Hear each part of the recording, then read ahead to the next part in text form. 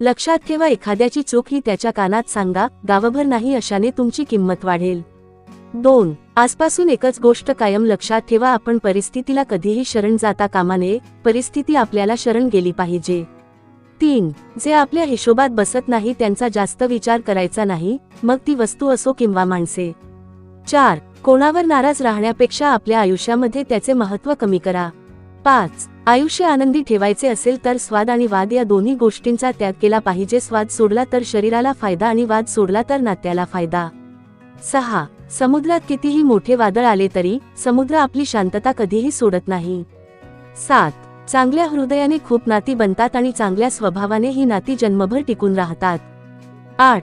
उगवत्या सूर्याचे किंवा पाळणाऱ्या घोड्याचे चित्र भिंतीवर लावून प्रगती नाही होत, सूर्योदयाच्या आधी उठून घोड्याच्या वेगाने कामं करावी लागतात.